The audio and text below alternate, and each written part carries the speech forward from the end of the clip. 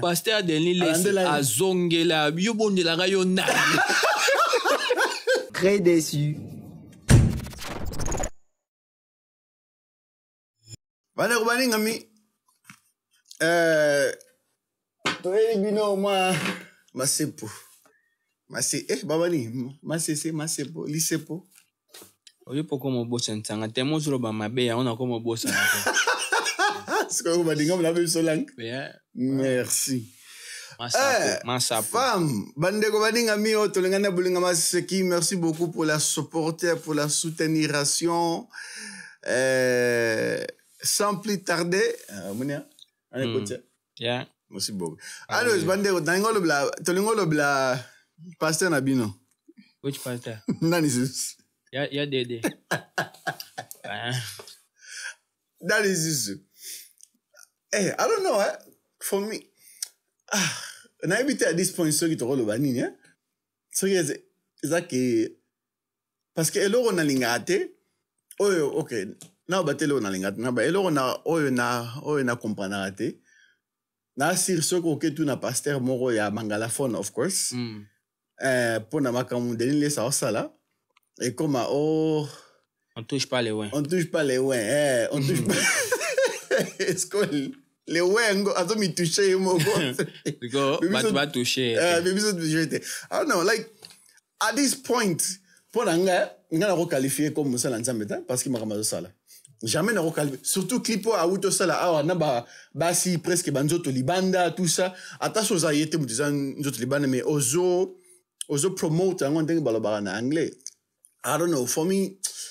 parce que bible peut zolo ba ke boye baba sali ya vrai na bambuma na bango ça veut dire na bamisala o bango bazo produit makambo bazo sala biso ne to zomo na clair makambo tato azo sala na bité so zaka ngai mutu za non moi je pense pas que zaka yo papa population nyo se zolo bela sur comportement ya na bité so na bing na petit training normalement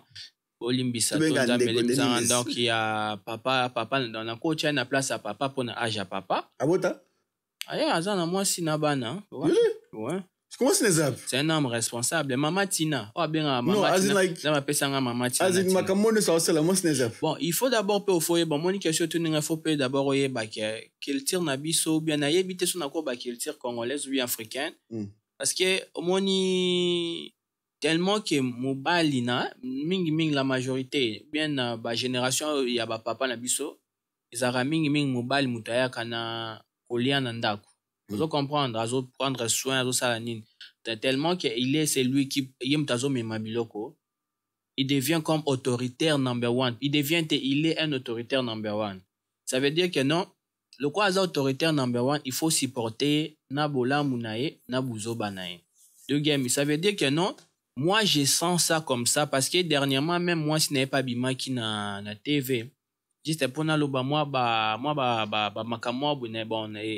par rapport ya ndenge makambango ezo lekela mais tu sens que le concerné c'est comme si tout ça qui était pas zonga qui na TV pour à répliquer na façon na ya que non il se prend que je suis autoritaire quel que soit tout ce qui peut arriver c'est moi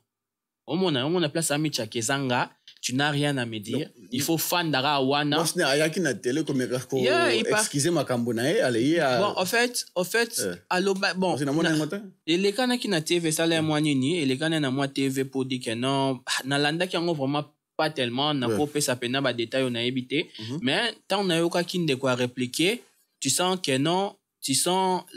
d'abord l'orgueil qui c'est moi ngam tu na kana biloko soko komi wana donc ngam tu na commission wana donc tu n'as rien à me dire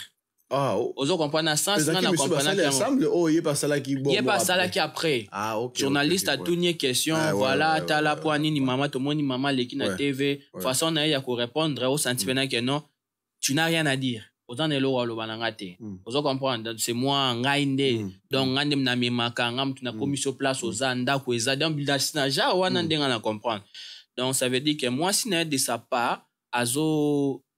naza sûreté qu'il y a vraiment 100% nécessairement mobile nazo sala mais mobile n'a pas ne le quoi déjà aponi nzela ne le quoi net na total émission moko ya Will Smith pas émission il y a pas émission bon na monika moi si na ndenga zolobe na moi si na yoki moi si na zoloba nini ke non voilà en fait ngai natika makambo na nga nyonso natika vie na nga nyonso pour que non na soutenir Will Smith ça veut dire carrière na nga tout ce que je pourrais faire natika la kosala ngote na bomba ngo po nanga na pesa Will Smith chance ya ke nandima ye bongo po nini parce qu'il y a na carrière ça veut dire que nga na souffrir belé na part nanga ya kokanga ba sentiment ba makambo nanga mususu ya kosala peut-être je pourrais faire na vie lobby na salité mais ye au moins Will Smith na pesa chance ya za ko sepela na esika ya zali ça veut dire que ya za acteur azo sepela na carrière na ye azo sepela na carrière ne menga na zo souffrir na kati na ngai o comprendre ne peut-être comprendre ndena lobeni non na comprendre a lobby boy na comprendre oyo lobby mais nazo comprendre te biseka ne ozo kena ngo on a lobate ça veut dire que moi si po na ye andimi ko souffrir po na mobali na ye azala na éclairage esika ezali parce que yazo ça la carrière na ye asala la carrière na ye vie na ye tout ça yezo net ezalo kwa carrière na nga dans asala ba movie banini ezo sepelisa kaye toutefois za toujours na esengo ya sala wazo sala mais na part ya moi si a supporta ko ma carrière na ye pour que non Will Smith azala o azali na sens na lobela que non moi si wana lokola mama Tina a supporté kozana Denis Lesi na ndenge nyonso Denis Lesi azaleli lelo Denis Lesi azo sepela na oyo azo sala mais yazo souffrir na oyo Denis Lesi azo donc azalo quoi produit ya souffrance eza na ndenga malamu eza na ndenga mabe ça veut dire que Denis Lesi pour lui il se prend que non c'est moi na bo été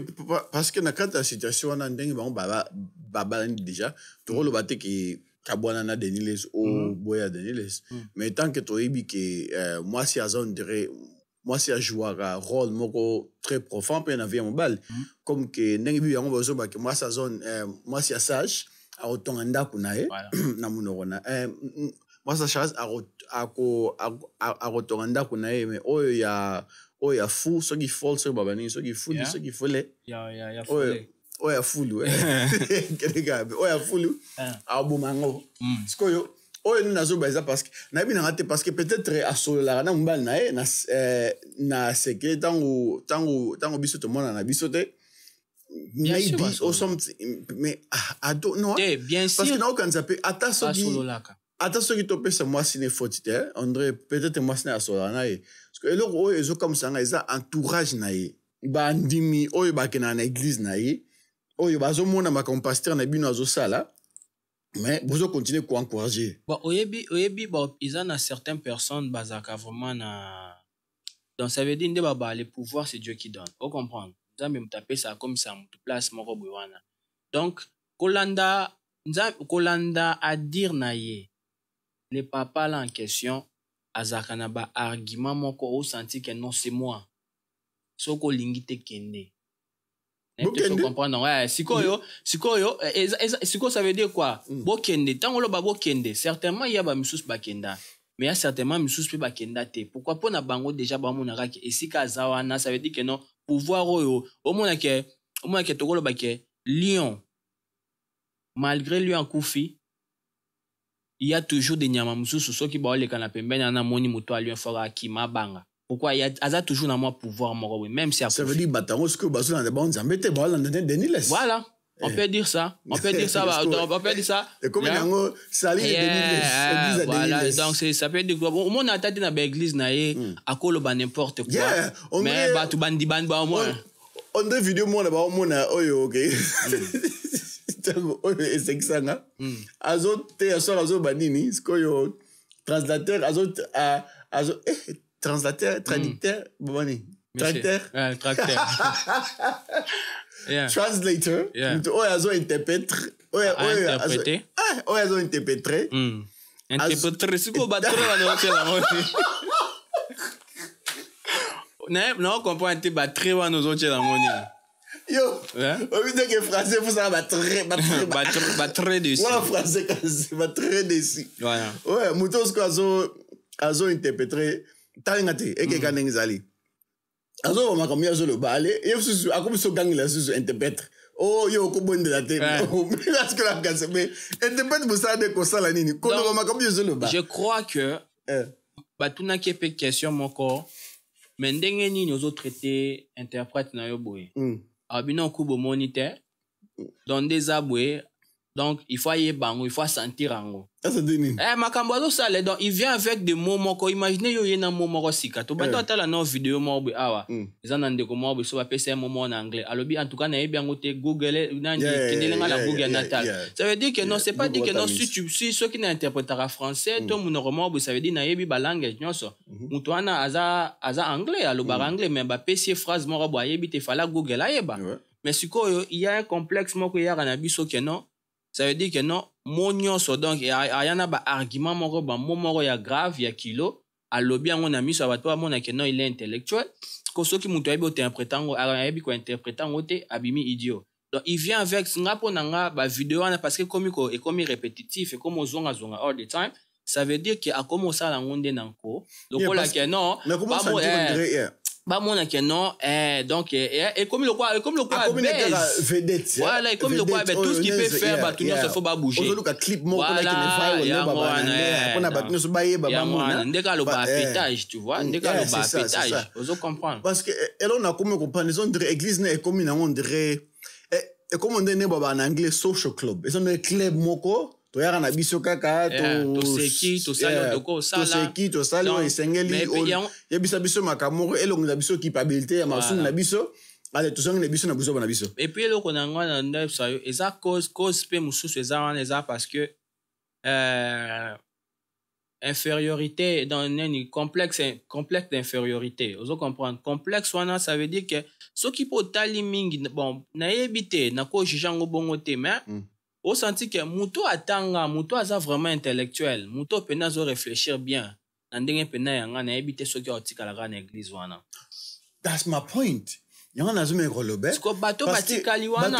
wana to roloba nini ça veut dire ndenge baloba ke tangu élève me roya bat bisus ba article ba bisu ba kede ça veut dire que bat nyoso baza kuna maone so ba article ça veut dire ponanga Denis Lesi atikali na kaka presque en tout cas, où est-ce qu'ils ont un terme, c'est un balobi bien, c'est vrai, on ne touchait pas à nos ne touchez pas à nos ouins, oui, Azar ouin de Dieu, mais Azar ouin de Dieu, Azar ouin de Dieu, mais Bible dit Sabisoni ne jugez point afin que vous ne soyez pas jugés. Mais il y a aussi quelque part dans la Bible qui nous dit les justes, c'est les justes qui jugeront le monde. Bible zoloba te ke ko juger te Bible zoloba ko juger te sokyo lingi ba juger te pe Bible pe zoloba pe na façon oyo ko juger le ezape na façon ba ko juger le yo pe Bible landi si susu ke soki o ko juger na kibonzo tote mais juger na discernement ya molimo. Bon kandolo. Ça veut dire Bible les autres qui sabiso te ko juger batu. Bible écoute les autres encourager ko juger batu. Surtout et yazo ba kutu ke batu oyo nde tozana droit ya ko juger te oyo to be eza ba païen. Mais ba chrétien tozana droit ya ko juger ba oyo bazolo ba qui jugeront le monde. Voilà. Bato bazolo ba ke baza ba chrétien comme que Daniel Satel Maralo ba kaza pasteur. Ça veut dire biso ba chrétien tu as droit à juger yo tant que na formule o yo zoloba mais so ozano mutu ozano païen o ozano mutu o dimano nzambe to o ebino nzambe te o lobela no ba nzambe te tu as rien de voir ko juger yo. Bon moi je parle pas vraiment du jugement côté ce qui spiritualité na ye eza mam na ye na nzambe na ye je parle moi tikanga na loba to tika loba parce que on est on dirait spiritualité on est toujours banga ko loba vérité bible zoloba ke oroye ba spiritualité mutu par rapport ba mbuma na ye nazo banga ko loba spiritualité te vous comprendre parce que oyo omoni neti par exemple ce qui n'a pas si exemple ya quel exemple je pourrais donner ya Saoul na David comment qui moment moko boke non David abaki nazana ni pona juger wa nzambe malgré Saoul akoma ki na ndenga akoma ki vous comprendre ça veut dire quoi ngai naza mwana nzambe mais nazo lingane na juger caractère et on a boy ko toucher point spirituel parce que na yebite oyo ye na nzambe bazalaka eza intimité na bango nazo juger ce qui est caractère ya ye ya comportement na ce qu'il est mais problème na ko ça problème na kolobela ngo bongo eza ke okosala erreur soko lingo juger caractère ou les que o juger spiritualité ya mutu parce que bat musu bazali baza connecté na nzambe mais bana caractère mabe bazana ba habitude mabe mais spiritualité ya mutu eza o ezo bimisa o eza na kati ya mutu par rapport like exemple yona nga toyebi mutu moko azana na kibonzambe tokol bapena ke azana kibonzambe mais yo yebi caractère ni zabna bienté tokol bani parce que caractère ni zabna bienté azana bonzambe non mais et si to ne baba en anglais to taste et si to mona déjà molimo o eza oyo ezo conduire to yebi kena biso yona nga tokol baki bien mutu ana azana molimo nzambe mais azala ba caractère mabe o il faut changer dans temps o ndenge nzambe ako travailler na ye mais mutu mususu zo mona pena ke molimo o ezo pousser yo ko sala buzoba wana et ça bon nzambe te eza makama nzambe te on dirait que pasteur oyo ozo mbenga pasteur o tellement appel na cher ozo te ya batu lilo ba nzambe ok sala ba clip vidéo na basi mitakala bazobina ok ezali mitakala te 100% pour na tolo baka vérité mais bisa basi balati na façon moko ke esengeli ke nakata ki bonzambe batu balata baser balata bongo ozo promote yango parce que tant que ba petit bazomona yeko du pasteur azane aosane babora bongo et bon ce que biso parce que biso tout le monde ba petit na biso tant basa ba clip na ba mike ndenge basala er moko biso nde il faut tout ça là exemple na bango surtout ba passer ndenge baba moboko limpate londre yo moko ozo boko la bampate mais yo moko na sima oboma bampate ngo odama bango moko siko ozo sala nini bon ya to koyeba ke molimo nini ezo conduire yo par rapport à makambo parce que soza na nzambe il faut convaincre yo bafu ya molimo eza vraiment parfait parce que nde balobaka bafu ba déjà eza pluriel na lingala yako no so ba fruit ya molimo eza ka moko eza ba fruit eza fruit ya molimo OK donc fruit ya molimo donc et se manifestera na façon dans la façon parce que Bible c'est l'esprit de Dieu mutaya kakatsa mutema po a convaincre na marambuto sotozo sala ba acte na biso nyonso sotozo sala ça veut dire que non soko ko sala acte moko boya mabe esprit ça ko yebso a rappeler ko yebso que non ozo sala eza mabe ozo sala te eza mabe parce que ye na début na ye il disait que alingaki tango akoti makambo ya ba réseaux sociaux ayaki na évangile alobaki non je vais travailler comme Paul a travaillé ya kokota parmi ba païens pour que na memela ba païens o eza bonne nouvelle ozo comprendre mais sikoyo to pesa ki chance ya otala ndenge ni o travailler na milieu ba païens ngo ya fréquenter ba oyo nde to lobaki non balinga nzambe te mais or que au lieu que ye apporter les bango bonne nouvelle on voit que non bango nde ba komi ko influencer lisusu na oyo komi sikoyo na esprit oyo bango baza conduit par parce que biso to bande ko tanga yembaki o alobaki non ba message na nga eza soki ndenge ni na musique lorsqu'il chante pétage on comprend pas le sens de pétage ayembeli nzembu oyo ya nini ya muto ayembi soki jaji le teta soki ndenge ni non pesanga tong chubanga tonga ya nini comment ça ozoyembela mutu ozoyembela donc oye na eloko ezo édifier molimo na biso te oye na eloko d'abord ba parole parler ezo édifier te vision na visuel pe o scandalobi soki neti yo moko nde tolobaki o soki neti nzeta mobesu oza exemplaire oza leader likolo mata ozote ya bato eza marambongo la mutema soki yo moko sali bonga combien plus fort banzeta okako bayebi nzambe te bakosala n'importe quoi parce que yo ote ya bango ni ntango omona ke non ndeko mosusu ou bien moto alibanda sali clip na mwasi na kaleson donc alati vraiment mabe est-ce que ya ozala na courage oyebi sete ke non clip wana eza bien te parce que eza koédifie loro te comparé na oyo azosala donc oza mpona na raison parce que namoni erreur mingi surtout ba christianisme bato na kati ya christianisme basalaka eza ke verset wana oyo wana eza idéologie wana outo lobaki ya Paul akena rote ya pona ba gen tanzania baloba bato libanda ndenge zo bake soki naza na bango naza on dirait bango soki naza lokwa bango pour que non ba yamba lokwa bango biso no toyebi nini yango ndenge lobi mais erreur bato basala akuni za ke ozobosana ke Paul azoloba ke tant que nazo parler comme bango mais nazo participer na masumu na bango te tant que nazo meka ko misala lokola image na bango mais nazo kota na masumu na bango te pe erreur mususu il faut te comprendre que Paul apesa ye ministère wana ya kokende libanda nzambe apesa ye parce que biso moto oyebi ke ndenge bible banda ndenge masolo ya Jésus banda sali ezalaki mpona bajuif ezalaki mpona biso te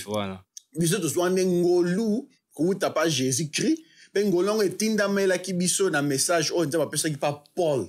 atindi biso sko tokota ça veut dire Paul atindi biso te tokesala susu mission mususu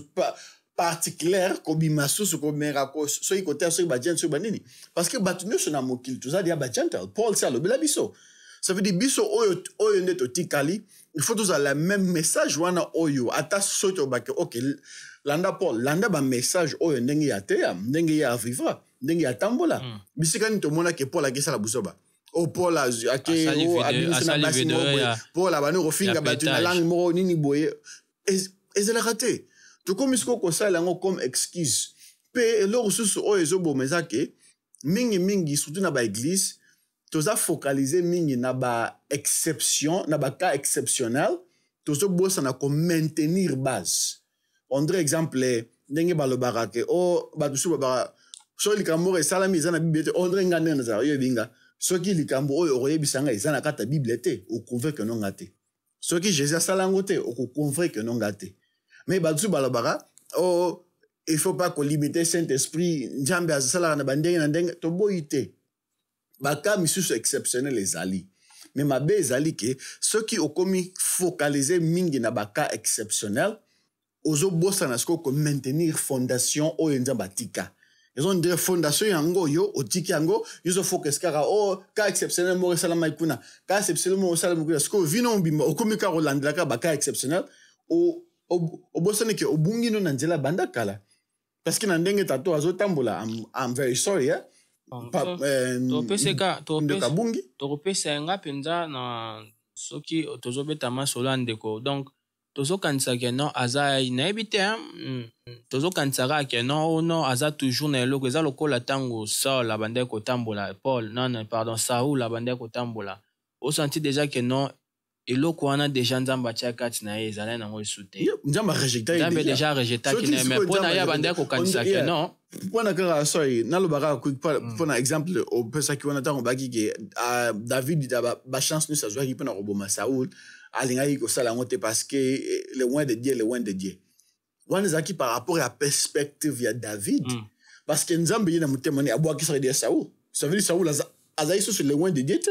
azalaki yango na ebandi ntango ezalaki mais ntango asali makambo oyo esengeli te kosala nzambe abwakisi ye nzambe alongoli ye na place wana parce que David abangaka nzambe David abakobanga nzambe mpe abakotala perspective na ye moko kuna yango na telemaki ndenge atelemaki nga mpe soki otali mutu oyo abomaki Saul azalaki puke mutu abomaki Saul te parce que Saul mpona orgueil na ye amibomaki ye moko mais mutu oyo sikoyo alingaki kobimisa ndre abima ganki libosa David ayebisi David ke ngamba nabomi Saul atue parce que abike depuis que yo ke simba le wende de so le wende de mais so to tape na nzambe ye moko nzambe sa rejecta ki ye déjà ça veut dire nzambe alongo la ki na place wana oyo bisika David abako monela still yango na biso I'm like nazolo bateke to bo madeni les to nini to soki to banda soki groupe moko ya kobundisa ye non mais to comprendre que tatoyo azane sute bisika abandaki nga sikoyo en tout cas parti wana ya loba David Bible ezesa biso aza l'homme selon le cœur de Dieu sotanga bo pas na expliquer yo parce que là ça dit qu'on voit qui na tikelo na lo mo we bo santi pena ke o sentir hein ka o bo mo na bo d'abord à David. Donc, il est l'homme selon le cœur de Dieu. Moi, je me suis toujours posé la question, pourquoi Dieu a dit, pourquoi Nzamba a benga David, l'homme selon mon cœur? Nathalie, comportement David. Pour nga pena son bina juger David tant que nga na loba a son mérité te ko loba que non aza l'homme selon le cœur. Pourquoi on appelle ça exemple moi connaître option soto yebi ya ke moi c'est abatu aluli moi c'est abatu pour na nini ka tega osenga ka bolimbisa ate na sala ki buzo babwe na boye pas soda to suki wana mais azui so swatindi mubali na ye bakende baboma ye a récupérer moi wana à la tikali moi sine pona libela omoni le kwa sala acte wana c'est comme Nzamba bengue l'homme selon mon cœur. Maintenant totangi sous to yo comprendre que non on l'a appelé l'homme selon le cœur. Pourquoi? Parce que to lo ba que le Saint-Esprit t'a convaincu à mutu na masumo na tango wana le Saint-Esprit azala kite mais na tango wana on a bandé côté azala ki bon zela na lo bagara ndenge histoire ezali Nzamba bandaki kolobela mingi ba prophète ozo comprendre ko ça la mingi ba prophète na e na wana Saint-Eda Nzambe a soutindi mosakoli na ye ake liboso a expliqué que non tala voya toyebi histoire comment ça s'est passé. Allez, à partir ya wana tango à comprendre que non c'est lui qui avait fait du mal ezaki yende mtefala za la condamner. Qu'est-ce qu'il a fait? Azongi mbangu, ça veut dire que le Saint-Esprit a touché vraiment mutema na à comprendre que non ce que je fais c'était mal.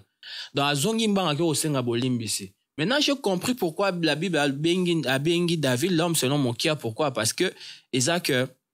à chaque fois, David abandait qu'on reconnaître ma benaye, abandait qu'on zonga mbangu, abandait qu'on zonga mbangu, azaki toujours connecté, qu'on luka toujours que non, et si gani na sali ma bena arrangé, nazala toujours droit devant Dieu. C'est pourquoi j'ai compris, c'est pourquoi Dieu m'a dit que non, nzambe nda lingi bisoto vivre bongo. Parce que tout na biso na ser mokilia wa. Moutako mi lo baza parfait azate to quoi ça marche chaque jour mais sauf que y a mon bible c'est que non mon numéro quoi aibi que mon numéro quoi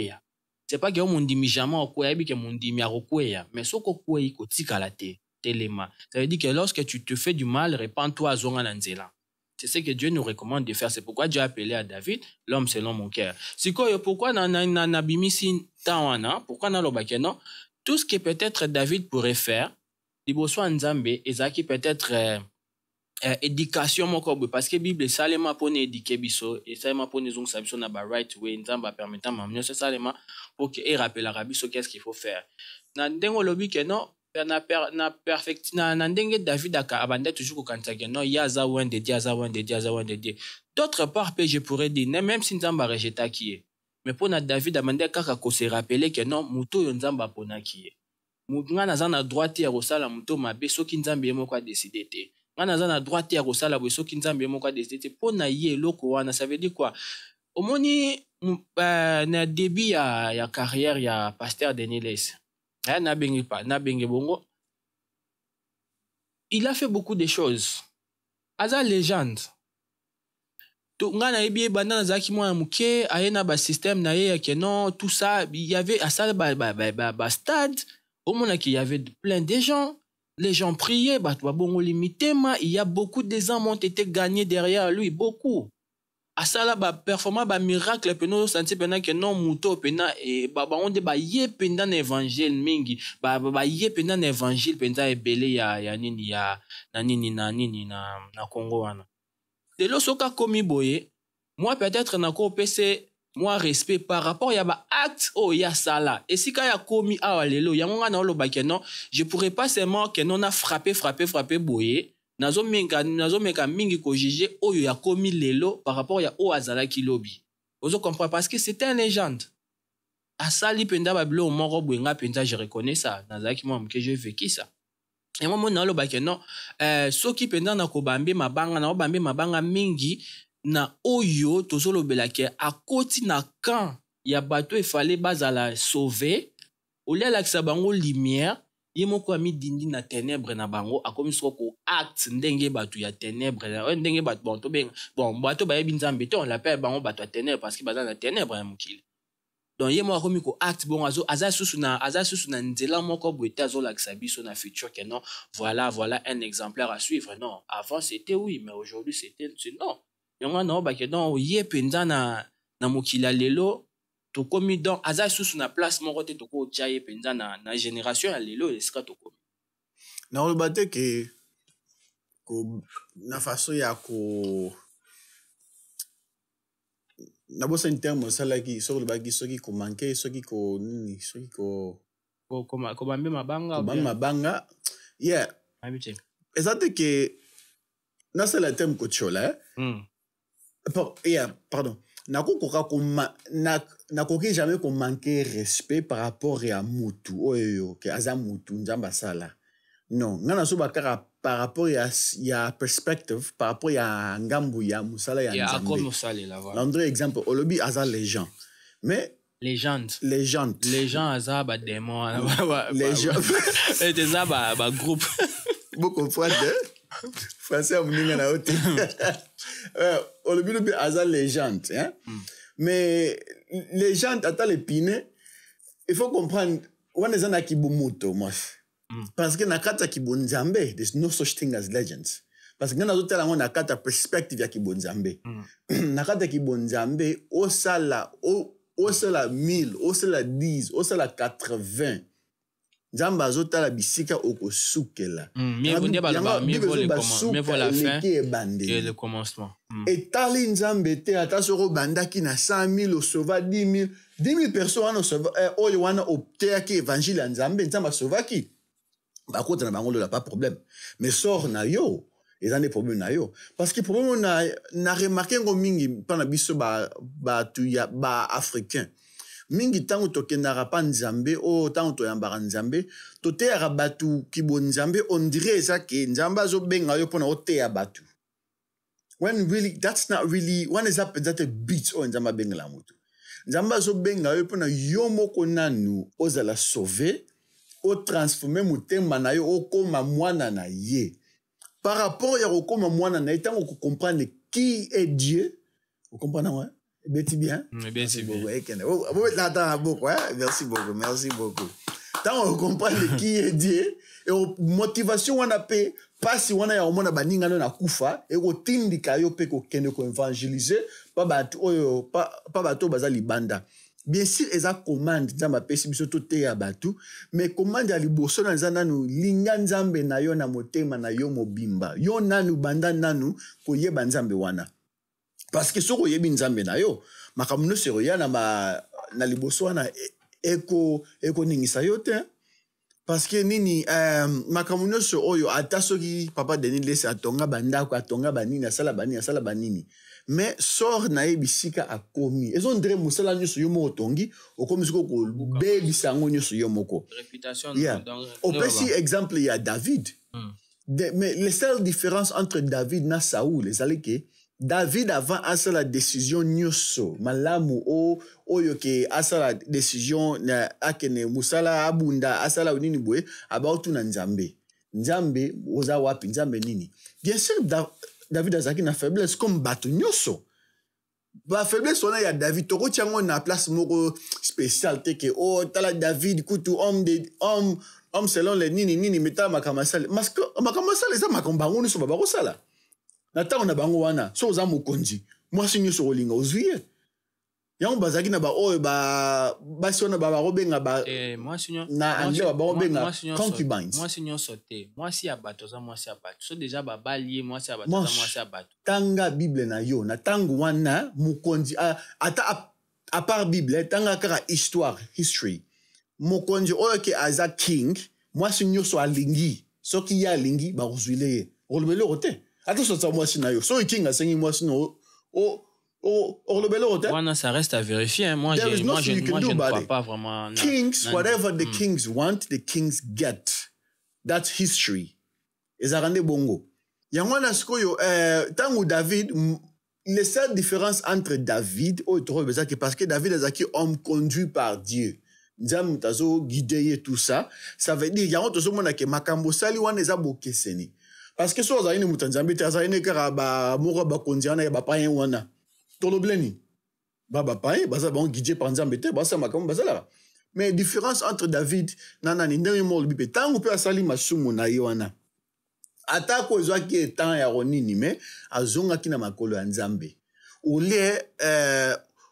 uleke azonga na ba idéologie na ye moko ndenge Saoul asalaki. Parce que Saoul mingi makamuna ba rosa ezali pona ko sepelisa batu pe par rapport à makanisi na ye moko ndenge ba romona ngo. Peut-être ake asali buzo ba Samuel a ebisie zelanga ye azelite akesala makamuna ndenge na ye e bebeli ekuna nzamba rejecte ye ulepe azonga pa nzamba senga nzamba bolimbisi akeluka molimo ya Samuel akeluka bandoki banini oyo déjà nzamba bake na pesi permission te ke bo consultara batu oyo bancho oyo banganga oyo mais Saoul asalini azongi susu ake susu pa banganga wana bisika nzamba pekisa pona ko bengisa ole ka benga kutu nzambe nzambe mobikisi ake benga mutakufi déjà Samuel yaka nga awa yindelinga bisomo le bisumo yo yindla ki de kala sina ibisa ki de yindla ki yo osomo na différence entre David na Saoul zake Saoul azolinga te kondima volonté ya nzambe ndenge zali soki zo bénéficier ete David tangu nzamba ebisie tangu nzamba laxi volonté ne par rapport à ya masuma salaki tangu mwana akufaki asali ni tangu moni confirmation pa nzambe mwana nga obika na ete asali ni ala muki alati akelia na ça veut dire nzambe volonté ne salami na sala lo mote na ndango so osomo na mitema différent les mêmes weakness, les mêmes faiblesses, les mêmes batu ya mokili, mais mitema différent. Mokazo landa o nzamba lingi. Tant kazo bundana na makama mokili, mususu ami kotisi na ye na makama mokili na ko sepelisa batu. Na on tozo mona ndeko na biso. Parce que so reza ke moko tozo mona papa Daniel azo kwesa moko kweyawa no problem atelemi moko kweya mais i omi kotisi ni moko libena omi kotisi na milliers na bango. Okomi kosala makamu ndenge bango basalaka. La seule différence c'est que yo zolo ba Jésus na monoko na yo, bango bazo ba Jésus te. Bango pe ba lo ba Jésus. Différence c'est atteinte, tout le monde a pe ba tumsonga na sambela. Bango pe ba Jésus. C'est ça. Jésus ce n'est pas parler, Jésus c'est l'action, c'est l'acte. Donc tant que tozo vivre ndé zo laksa ke ba na nzambi te. Parce que Satan même pe mo Satan benga komba Jésus.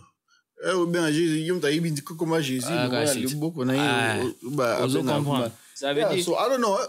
Well, I do know. Ezagara elo on na lingrate za bande ko na communauté na biso ndenge to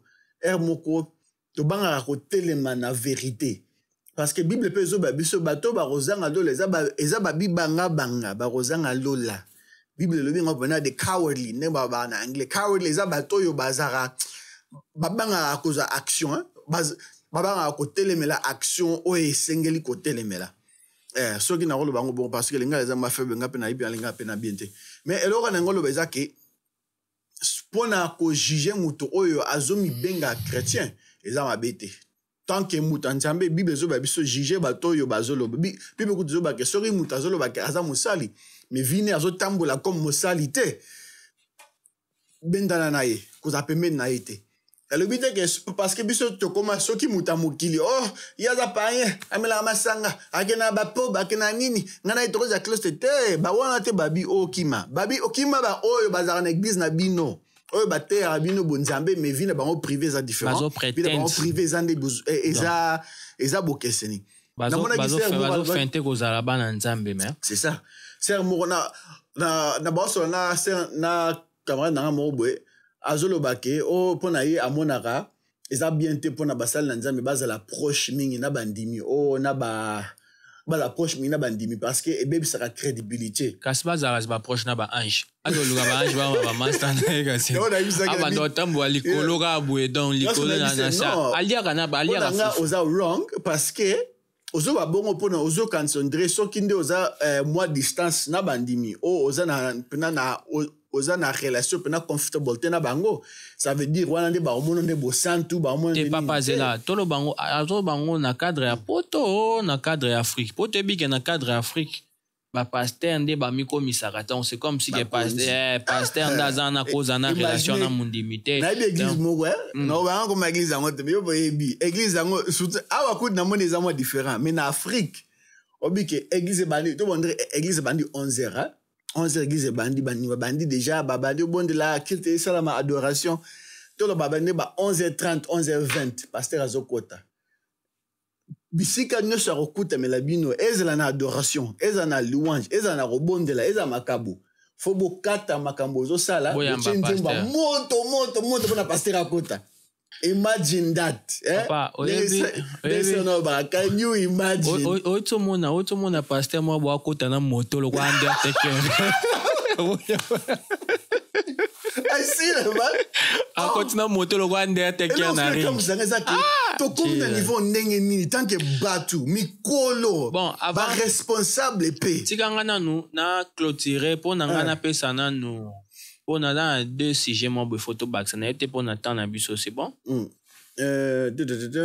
So you to be down lelo. Tu ça monsieur Nathan. OK. Voilà, pour na Denis Lessi, pour na kaya Denis Lessi avant to kende na deuxième cas na ya ba pasteur. Pour na kaya Denis Lessi, moi j'ai vraiment na ko lobaka na se rappeler sous to lobaka pour na ser na biso Peniel. To betaka si je mo ya ser Peniel. Tant père ser Peniel la sali bandenga salame na suka na ngoto lobaka ke non esengo ya Nzambe ezate komona mutu akufi na masumu. Wana eza esengo ya Nzambe te. Donc to sepela na biso te tant to moni ke non babini ni ke mieux vaut kutu mutu ayebaki Nzambe te, mutu ayebaki Nzambe te ke mutu oyo ayebaki Nzambe atiki nzela Nzamba comme ça n'importe quoi bango bazaka mort jugé. Ozo comprendre, ozo vraiment mort jugé. Pourquoi? Parce que ayebaki déjà nzela na tiki yango. Ça veut dire que to senga kibinoka ke non to bonde la pona ser Peniel parce que abotama ki déjà na bonzambe akona bonzambe mapona ki nzela na ye. Mais à la fin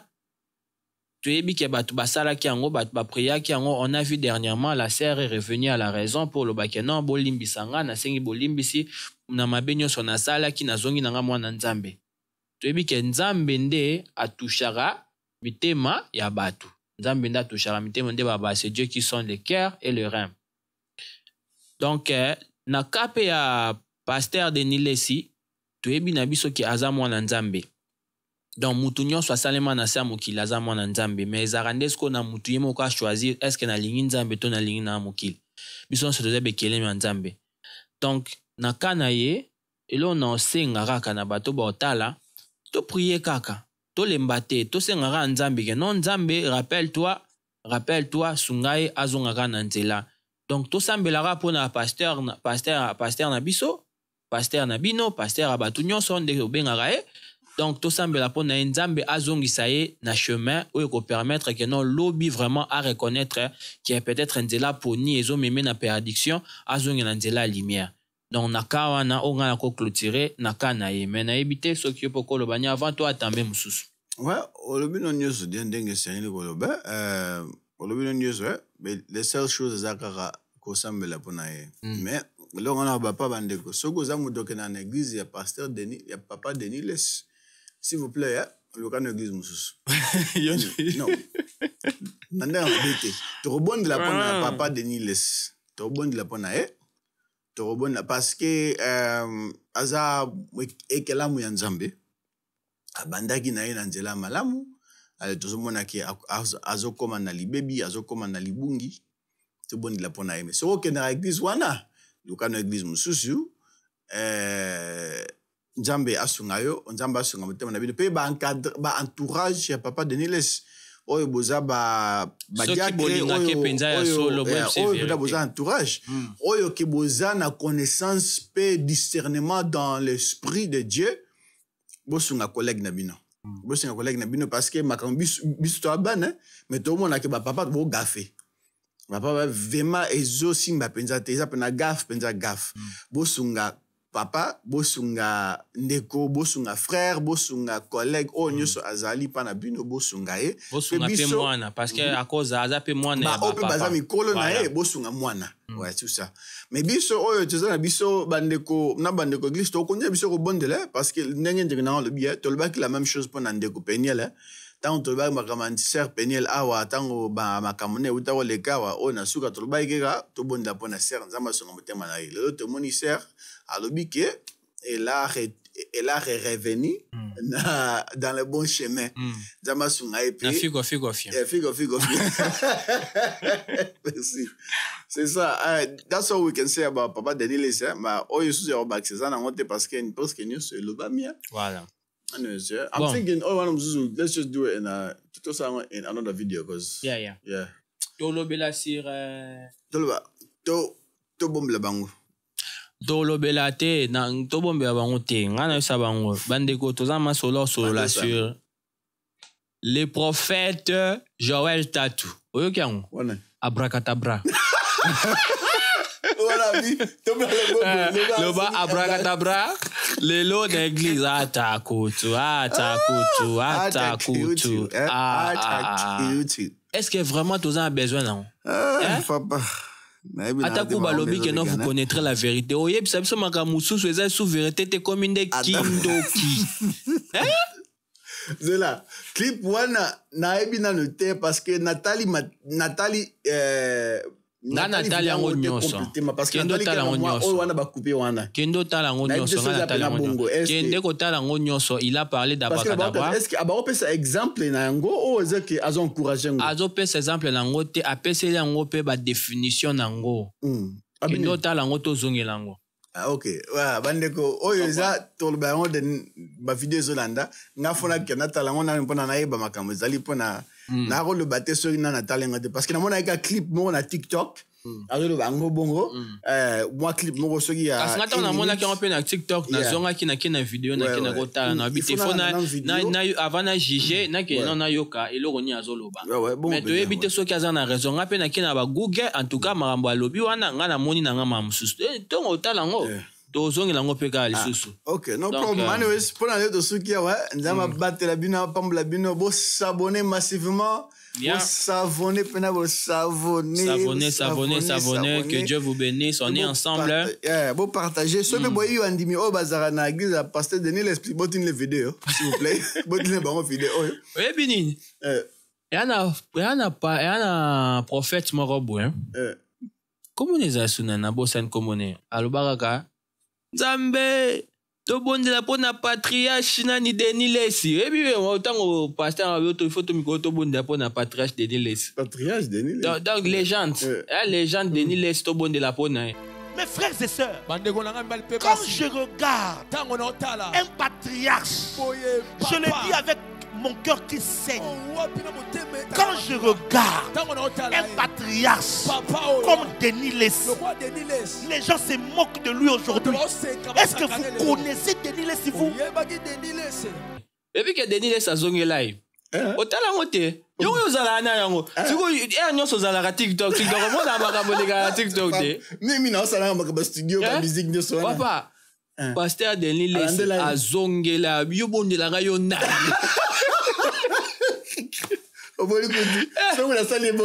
Nazo consulter donc soko tindele vidéo papa biso tolobi toza sa mokile le kabiso na misu te tozo mona donc on a dit ça veut dire ko sabu les oya na ko sauter na biso azongi se laye ba n'importe quoi après tina suka ba réconcilier bango ba réconcilier ba ote ya za petit nanga na mona ka bo bonde la pona nga na ndeni bo bonde la pona nga na ndeni ne mutu nga ba ntiko justifier nte do bonde la pona na sens ba le ba pesi ba ngomba mbote ba le roi ba mike bo pesa ba mbote blement habité non on a parlé de ce qu'on a dit donc papa so ba biso na ekuluze ba biso ka pe toza na Congo te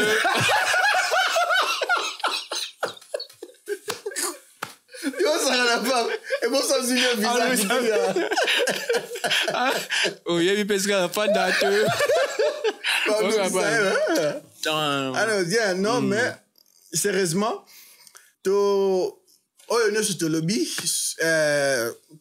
par rapport ya liloba nzambe ndenge liloba nzambe lobi biso toza ba chrétien on parle na sujet ba remarque oyo tomoni ezoleka na kata communauté parce que nabi na ngate nazomona mutu moko azolobela ngo te nabi so bat bazolobela ngo peut-être bat bazobanga na bango ba komi wakomo taleka na misu boy donc tozela te ezo ndre bozela mutakufa alisimande bobali pese ba message milai o azaki mutamalamu azaki nini tant que mabe ezosala matome papa soki soko kosilika na yo on a dit la vérité on comprend na ibisika vandara na pesa adresse na ye oye babenga ngoni na madiabu anyways yeah on comprend donc soko osilika na yo te biso toloba vérité zongela nde lumière papa obungi zongela nzela nzambe tomona yo ozonga nze donc et surtout attention que na album na wana osali papa en tout cas réfléchir bien réfléchir penza bien réfléchir ozwa résultat ya musala oyo okotisi réfléchir bien yo pesi biso oyo zaki nango biso nem te photo donc c'est le que eza bien te donc le quoi biso tu na bana nzambe côté na biso to moni penza que non eza bien te ezo edifier biso na eloro moko te eloro moko te donc it's not dending it's not balancing anyway tolinga bino mingi donc toya suna ba sujet belé que Dieu vous bénisse na prochain numéro que Dieu soit avec nous. S'abonnez-vous massivement paye bobo snate tout ça on a DJ Gospel na MC na biso MC Kombo Chanzara chaque fois na ba te so kombo des ani jour bien na pe so kombo na so qui abona ba fête na bino ba mariage na bino ba anniversaire tous oyo sengeli ambiance tous na biso toujours na place nous na Europe pe na so qui peut lingi na Afrique Toya so. Mais toya mais so toye bo signaler yete que toya. Ouais, c'est que de comme. Peut-être toya, please bo mettre libago de toya na biso le roté. Non, trop gêné. Et tu go to zonga. Mais non, sérieusement merci beaucoup pour la support, pour la bolingo bozo avec sa biso. Ne m'a pas la bino beau continuer ko partager, beau continuer ko s'abonner vous. Until la 10e fois. Au prochain numéro, que Dieu vous bénisse. Bye. Très déçu.